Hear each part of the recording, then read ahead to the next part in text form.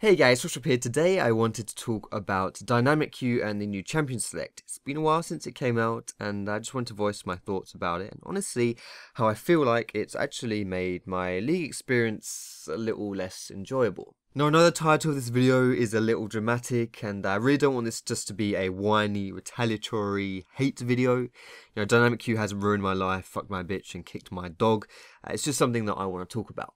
So the first thing I want to say is that it's certainly not all bad with Dynamic Queue and the new Champion Select. In my experience, Champ Select as a whole is a lot more pleasant. I haven't found myself with as many games that I just think are lost before the game goes in, not due to the picks, but because of arguing and people trolling. Because the system determines your role, there isn't really that animosity between the players who want the same role. The anger for not getting your role is aimed at the system for not assigning you your role, rather than the other players for taking it. Of course, there are still some occasional exceptions and trolls, but in general I think that Dynamic Queue has improved this element. However, like I said in the beginning of this video, I do feel like overall my League experience is a little worse off because of Dynamic Queue and the new Champion Select. The first reason is that I tend to spend a lot of time in Queue and in Champion Select. My queue times before Dynamic Queue on my stream account, which was around low to mid diamond elo, was always around 1 or 2 minutes. Now it's not uncommon to have timers reach 4 or 5 minutes. The Champ Select itself feels like it takes much longer too because of the declare champion phase and the fact that you have to pick one by one instead of 2 at a time. And this of course isn't taking into account that it feels like the client needs confirmation that you're still breathing every 20 seconds, and if you don't lock in, you get booted out. Of course that is pretty common, so it makes the Champion Select last even longer. But the biggest reason, which is what I want to talk about now, why I'm not a fan of Dynamic Queue, is because it stopped me from playing support.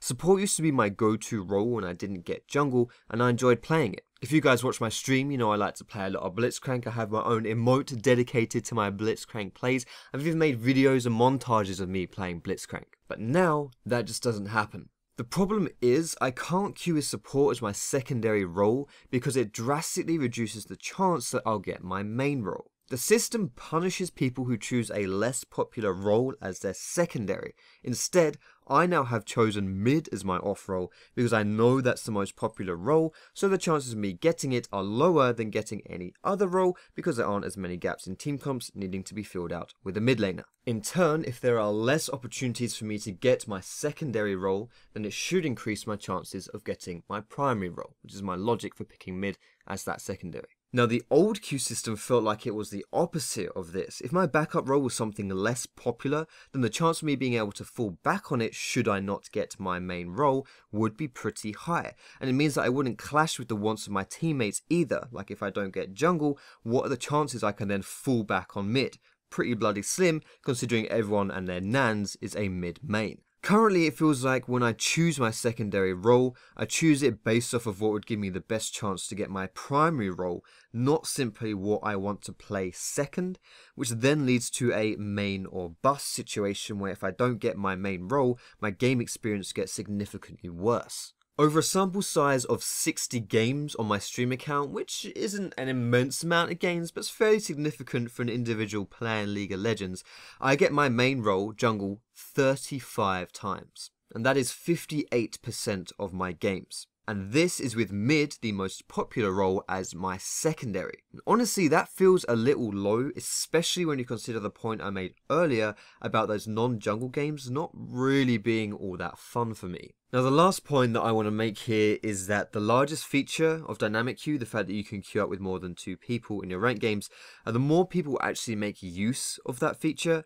the worse the actual in-game experience becomes. This point is purely anecdotal, right? It's just from my experience.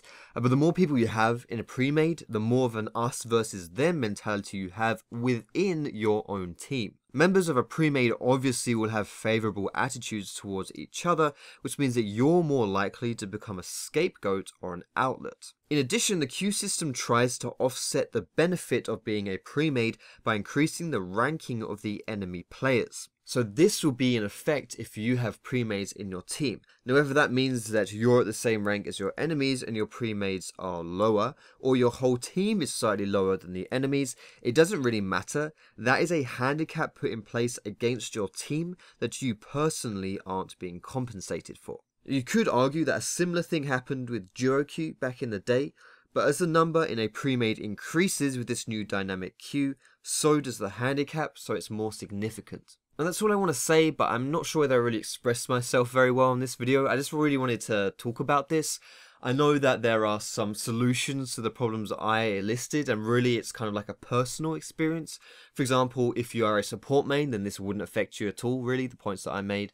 And if you enjoy two roles equally, then again, this wouldn't affect you. I also accept that there are some, on paper, good solutions to some of these problems. For example, selecting fill as your secondary but excluding one role, or if you just have one primary role and no secondary role and then accept the longer queue time. But I'm sure in actuality things are a lot more complicated. For example, if I accept a longer queue time by only having one role selected, then that means that everyone else is going to have a longer queue time as well. And is that really fair? But yeah, just let me know what you thought about this video in the comments and share me your experiences of Dynamic Queue in the new Champion Select and what you think about it. If you did like this video, feel free to give it a thumbs up. You can subscribe to me for more educational league content with a bit of extra stuff on the side as well, such as this video. You can find me on Facebook, on Twitter, and catch me streaming on Twitch. All of those links are in the description, guys. But most importantly, thank you so much for watching. Have a great day, and I will see you in my next video.